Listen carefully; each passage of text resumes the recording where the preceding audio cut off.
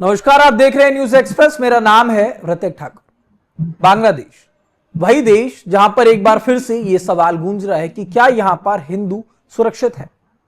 बांग्लादेश में हिंदू अल्पसंख्यक है। हमने पहले भी कई बार देखा है कि हिंदुओं को यहां पर सड़क पर उतरना होता है। बांग्लादेश में हिंदुओं को अपनी आस्था पूरी तरीके से पूरी करने के लिए वहां पर जूझना पड़ता है। और अब एक बार फिर से राम जी की जो मूर्ति है उसको लेकर के एक नया विवाद खड़ा हो गया और सड़कों पर जय श्री राम के जो नारे हैं वो लगातार लग रहे हैं। लोगों के हाथों में मशाल है और कहा जा रहा है कि यहां पर 81 फीट की एक राम जी की जो मूर्ति है वो लगभग 80% उसका काम पूरा हो गया था। और उसके बाद लोगों को, जो बनाने वाले लोग थे, मंदिर के लोगों को धमकियां दी जाने लगी।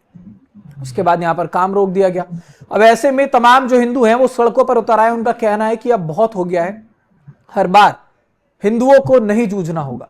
और अल्पसंख्यक क्योंकि वहां पर हिंदू हो, तो इस तरीके के जो सवाल बार बार हैं वो बांग्लादेश में निकल कर आते हैं कि क्या वो देश जिसे धर्मनिरपेक्ष रखने के लिए बनाया गया था, जिसका जन्म ही धर्मनिरपेक्षता के साथ हुआ था, वहां पर क्या ये जो कट्टरपंथी लोग हैं ये प्रभावी हो रहे हैं। यहां पर अब अगर बात करें, जो नई सरकार बनी है, क्या उसके पास भी वही पुराना वाला चैलेंज है जो पिछली सरकारों में था? सवाल कई सारे हैं और इसी पर आज हम चर्चा करेंगे। वरिष्ठ पत्रकार डॉक्टर अभिषेक अहलावत हमारे साथ हैं। बहुत स्वागत है सर आपका न्यूज एक्सप्रेस पर।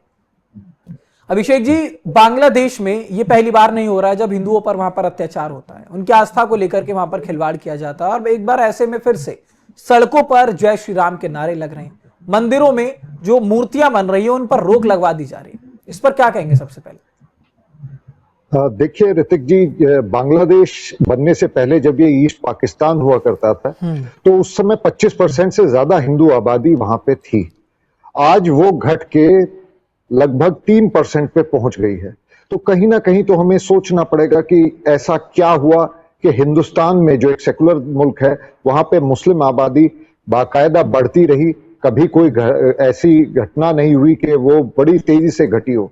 ये समझना मुश्किल नहीं है कि एक मुस्लिम मेजोरिटी का देश, जिसको आजादी दिलाने में 71 के युद्ध में हमारे बड़ी संख्या में सैनिकों ने अपनी जान का बलिदान दिया, आहुति दी, उसके बावजूद भी आज ये स्थिति है कि भगवान श्री राम का मंदिर अगर वहां कोई मूर्ति स्थापित करने की कोशिश कर रही है वहां पे हिंदू माइनॉरिटी, तो एक ऐसी वहां पे एक कट्टर मोल्लावाद है वहां पे। जिस तरीके का शेख हसीना जी को भी जो पद से हटाया गया, उसके पीछे भी कहीं ना कहीं वो कट्टरता ही थी जिन्होंने इस तरीके का कार्य किया।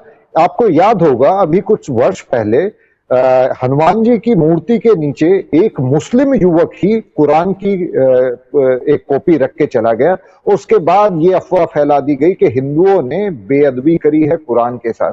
और उसके बाद भयंकर दंगे हुए, महिलाओं के साथ बलात्कार हुआ, आगजनी हुई। जिन नेताओं ने हिंदुओं का पक्ष लिया उनके यहाँ तक जो है तोड़फोड़ की करी गई, उनके यहाँ भी, उनके ऊपर भी हमले हुए। परंतु ये कोई नई बात नहीं है। पर ये जो कल हमने देखा कि जिस तरीके से वहां का हिंदू संगठित होकर सड़कों पे उतरा और उन्होंने जवाब मांगा वहां की करंट सरकार से कि आपको हिंदुस्तान से बिजली मिल रही है, आपको हिंदुस्तान से पानी मिल रहा है, आपको हिंदुस्तान से तेल मिल रहा है, जो ऑयल वहां पे जाता है वो भी भारत से जाता है, जो इलेक्ट्रिसिटी वो यूज करते हैं वो भी भारत से यूज होती है। इतनी सारी चीजें भारत ने उन्हें दी है। उनकी टेक्सटाइल इंडस्ट्री को उभरने के लिए भारत ने ही मदद की। परंतु आज अगर वो हिंदुओं को वहां पे सुरक्षित नहीं रख सकते तो मैं तो वहां के हिंदुओं की दाद दूंगा कि वो खड़े हुए और उन्होंने सड़कों पे उतरकर कहीं ना कहीं, कहना है कि 72 घंटे का जो अल्टीमेटम है वो दिया है उन्होंने और सीधा कहा है कि अगर हमारी मांगे पूरी नहीं होती और उसके साथ ही साथ जिन्होंने धमकी दी है अगर उन्हें जेल में नहीं डाला जाएगा तो अब हम राष्ट्रव्यापी आंदोलन करने के लिए तैयार है। तो ये अपने आप में एक ज्यादा हिम्मत वहां पे शायद हिंदुओं के अंदर आ भी रही है। देखिए, वहां के हिंदुओं को मैं दाद दूंगा, बधाई दूंगा और उनकी हिम्मत के लिए उनके साथ हिंदुस्तान का हर हिंदू, हर नागरिक खड़ा है। अब परिस्थितियां बदलेंगी अगर हिंदुओं के साथ इसी तरह अत्याचार होते रहे तो जो 71 में हमने किया था वो हम दोबारा भी कर सकते हैं। इसमें कोई किसी को शको शुबा होनी नहीं चाहिए। ठीक है। 1971 में जो हुआ वो सभी को पता है। 1971 में जब इस देश का जन्म होता है तो हमने जैसा कि बात भी करी है कि धर्मनिरपेक्षता को लेकर के इस देश का जन्म हुआ था, लेकिन बावजूद उसके एक सवाल जरूर है कि जो हिंदुओं का आंकड़ा यहाँ पर लगातार घटता गया है, हर बार यहाँ पर हिंदू ही निशाने पर क्यों आया? उसकी खास वजह अगर आप कुछ बता पाए तो। देखिए, अफसोस की बात यह है कि ये बांग्लादेशी और पाकिस्तानी अपने हीरोज अरबियों के, अपनी नस्ल अरबों से ये मानते हैं। अरब वाले इतने भले मुसलमान हैं, वहां पे हमारे मंदिर बन रहे हैं, हमें पूरी आजादी है अरब के। आप किसी भी मुल्क में जाके देख लीजिए, बड़े विशाल हिंदू मंदिर वहां पे बन के तैयार हो रहे हैं। उनके शेख खुद आ रहे हैं, उनके राजा खुद आ रहे हैं उनके इनॉग्रेशन के लिए, मंदिरों के इनॉग्रेशन के लिए। पर दुख की बात यह है कि जो हमारा बर्रे सगीर, जो इंडियन सबकॉन्टिनेंट जिसे कहते हैं, इसका जो मुसलमान है ये उल्टी राह पे बह रहा है। ये अरबों के को अपना माई बाप कहता तो जरूर है, पर इस्लाम की उस कट्टर सोच के ऊपर चल रहा है जो डार्क एजेस में हुआ करती थी, आज से 1400-1500 साल पहले हुआ करती थी।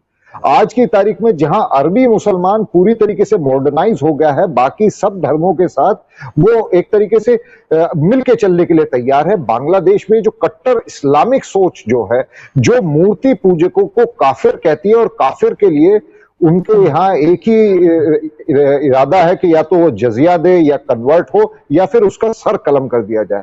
तो ये सोच जो है, इसको कहीं ना कहीं पाकिस्तान की तरफ से पाला जा रहा है, पोषित किया जा रहा है। आईएसआई के बहुत बड़े लिंक्स हैं बांग्लादेश में आज की तारीख में, जो इस तरीके की सोच को बढ़ावा दे रहे हैं। इन चीजों का जो दुष्परिणाम है वो पाकिस्तान के भी देखा और बांग्लादेश के हिंदू भी देख रहे हैं। कहीं ना कहीं वो भारत की तरफ उम्मीद से देखते हैं। मैं विश्वास दिलाना चाहता हूं बांग्लादेश के हिंदुओं को, भारत की तरफ एक जो उम्मीद की नजरें होती हैं बांग्लादेश के हिंदुओं की, वो हमेशा रहती हैं, और ये हमने देखा भी है। लेकिन क्या ये कहना सही होगा अभिषेक जी कि जब से शेख हसीना हटी हैं, उसके बाद से इस तरीके की जो घटनाएं वहां पर कुछ ज्यादा हो गई हैं? जी बिल्कुल, शेख हसीना जी के हटने के बाद उन्होंने मुजीबुर रहमान जी की मूर्ति को जिस तरीके से तोड़ा, जो क्रांति मुक्ति बाहिनी ने वहां पे म्यूजियम था उसमें तोड़ फोड़ करी गई। तो ये कौन लोग हैं? ये वो लोग हैं जो पाकिस्तान पोषित हैं, जो पाकिस्तान परस्त हैं। इन्हें ये नजर नहीं आता कि पाकिस्तानी जर्नल खुले तौर पे कहते हैं कि हमने इतने लाख बांग्लादेशी महिलाओं के साथ बलात्कार किए। वहां पे कंसंट्रेशन कैंप बनाए गए थे, खुल के पाकिस्तानी आर्मी की पॉलिसी थी कि हम इनकी नस्ल बदल देंगे। तो शायद ये वही नस्ल बदले हुए लोग हैं जो भले ही बांग्लादेश में पैदा हुए हैं, इनके अंदर पाकिस्तानी जो है वही दौड़ रहा है अंदर अभी भी। जी ठीक है। एक आखिरी सवाल मेरा आपसे ये है कि जिस तरीके से बांग्लादेश में अभी तमाम हिंदुओं के ऊपर बार बार जुल्म होता है, ऐसा नहीं कि ये पहली बार हो रहा, और इसके बाद पहले हमने देखा किस तरीके से हिंसा भी वहां पर हो चुकी है, और हिंदू लेकिन अब फिलहाल अगर बात करें पूरी मजबूती के साथ सड़कों पर भी उतरता है। लेकिन इस सवाल है कि अब जो मौजूदा सरकार है, तारिक रहमान सरकार, उसके लिए फिलहाल सबसे ज्यादा चैलेंजिंग यहां पर बांग्लादेश में क्या है? क्या जो पुराने कट्टरपंथी लोग वहां पर हैं उन पर नियंत्रण करना बहुत मुश्किल है, या फिर जो अब यहां पर हिंदू हैं, अल्पसंख्यक हैं, उनका भरोसा जीतना? देखिए, अगर उन्हें भरोसा जीतना है तो इन कट्टरपंथियों के ऊपर उन्हें कड़ी कार्रवाई करने की आवश्यकता है। मैं भारत सरकार से भी मांग करना चाहता हूं कि सीएए का जैसे कानून लेके आए थे, अगर हम 4 से 5 लाख रोहिंग्या मुसलमानों को देश में हमारे वो घूम रहे हैं, उनको रख सकते हैं। दिल्ली में उनको रखने के लिए सरकार ने बाकायदा कैंप्स बनाए हैं, उसमें पूरी सुविधाएं हैं। तो जो लोग वाकई में प्रताड़ित हैं, जो हिंदू बांग्लादेश, पाकिस्तान, श्रीलंका और अफगानिस्तान में जो प्रताड़ित है, उनके लिए एक फास्ट ट्रैक सिटीजनशिप का एक तरीका होना चाहिए। उन्हें भारत में पूरी सुविधा देनी चाहिए, उनके लिए कैंप्स बनने चाहिए, उनकी हिफाजत सुरक्षा की पूरी जिम्मेदारी भारत सरकार को लेनी चाहिए। जैसे कि भारत की जो करंट रूलिंग गवर्नमेंट है, जो हिंदुत्व का नारा देती है, तो हिंदुओं का अकेला देश भारत है, और भारत में ही अगर भारत के आस पड़ोस से में ही अगर हिंदू इस तरीके से मरता रहा तो उन्हें आश्रय कौन देगा?